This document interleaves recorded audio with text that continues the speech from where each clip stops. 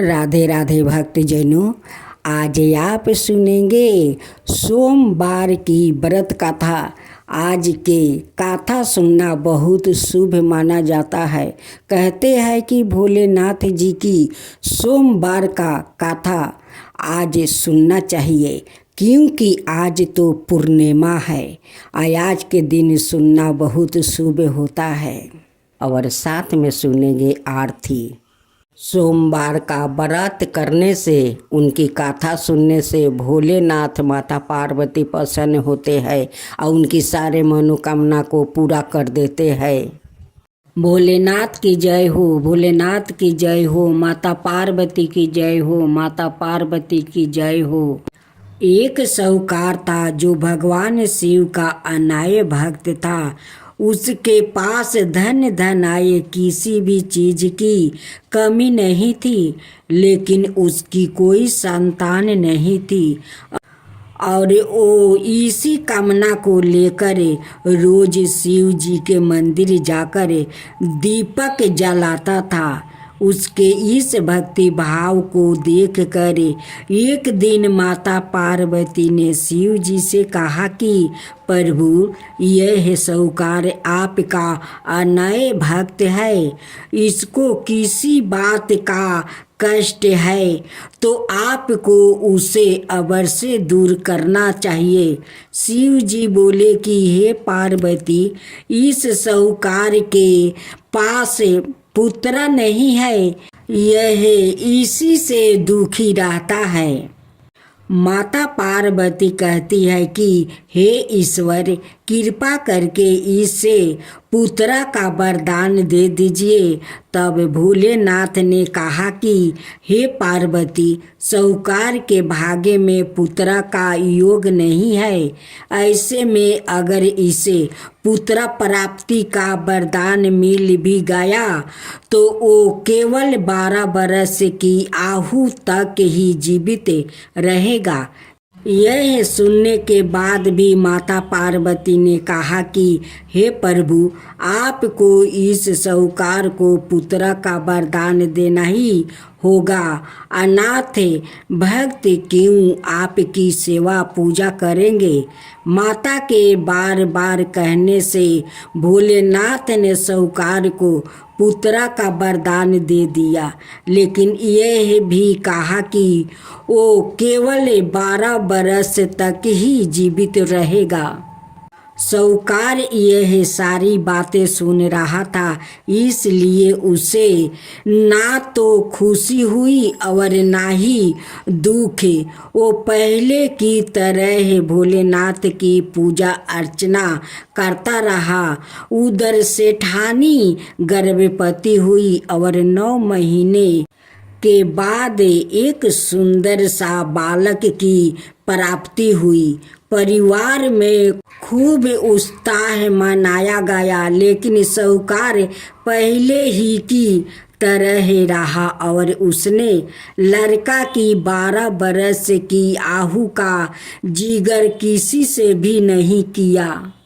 जब बालक 11 वर्ष की आयु हो गई तो एक दिन साहूकार की सेठानी ने बालक के विवाह के लिए कहा। तो साहूकार ने कहा कि वो अभी बालक को पढ़ने के लिए काशी जी भेजेंगे। इसके बाद उसने बालक के मामा जी को बुलाया और कहा कि इसे काशी पढ़ने के लिए ले जाओ और रास्ते में जिस भी स्थान पर रुकना, वहाँ यज्ञ करते और ब्राह्मणों को भोजन कराते हुए आगे बढ़ना। उन्होंने भी इसी तरह करते हुए जा रहे थे कि रास्ते में एक राजकुमारी का विवाह था। जिससे उसका विवाह होने वाला था वो एक आंख से काना था। तो उसके पिता ने जब अति सुंदर साहूकार के बेटे को देखा तो उनके मन में आया कि क्यों ना इसे ही घोड़ी पर बैठाकर शादी के सारे कार्य संपन्न करवा लिया जाए। तो उन्होंने मामा से बात की और कहा कि इसके बदले में वो अथाह धन देंगे। तो वो भी राजी हो गया। इसके बाद साहूकार का बेटा विवाह की वेदी पर बैठा और जब विवाह कार्य संपन्न हो गया तो जाने से पहले उसने राजकुमारी की चदरी के पल्लू पर लिखा कि तेरा विवाह तो मेरे साथ हुआ, लेकिन जिस राजकुमार के साथ भेजेंगे वो तो एक आँख का काना है। इसके बाद वो अपने मामा के साथ काशी के लिए चल गया। उधर जब राजकुमारी ने अपनी चुनरी पर यह लिखा हुआ पाया तो उसने राजकुमार के साथ जाने से मना कर दिया। तो राजा ने भी अपनी पुत्री को बारात के साथ विदा नहीं किया। बारात वापस लौट गई। उधर मामा और भांजे काशी पहुंच गए थे। एक दिन जब मामा ने जग रचा रखा था और भांजा बहुत देर तक बाहर नहीं आए तो मामा ने अंदर जाकर देखा तो भांजे का प्राण निकल चुके थे। वो बहुत परेशान हुए, लेकिन सोचा कि अभी रोना पीटना मचाया तो ब्राह्मण चल जाएंगे और जग का कार्य अधूरा रह जाएगा। जब जग संपन्न हुआ तो मामा ने रोना पीटना शुरू किया। उसी समय शिव पार्वती उधर से जा रहे थे तो माता पार्वती ने शिव जी से पूछा, हे प्रभु, ये कौन रो रहा है? तभी उन्हें पता चलता है कि यह तो भोलेनाथ के आशीर्वाद से जन्म हुआ साहूकार का पुत्र है।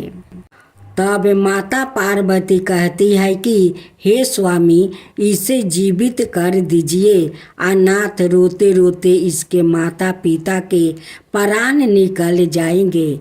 तब भोलेनाथ ने कहा कि हे पार्वती, इसकी आहु इतना ही थी सो वो भोग चुका है, लेकिन माँ के बार बार आग्रह करने पर भोलेनाथ ने जीवित कर दिया।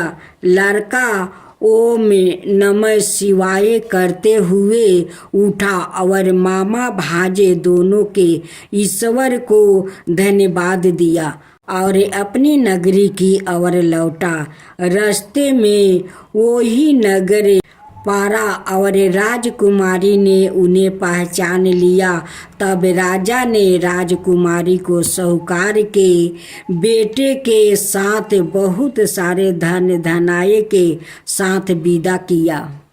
उधर साहूकार और उसकी पत्नी छत पर बैठे थे।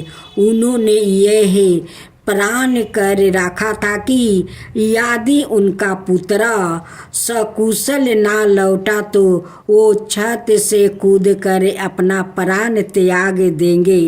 तभी लड़के के मामा ने आकर साहूकार के बेटे और बहू के आने का समाचार सुनाया, लेकिन वो नहीं माने तो मामा ने शपथ पूर्वक कहा।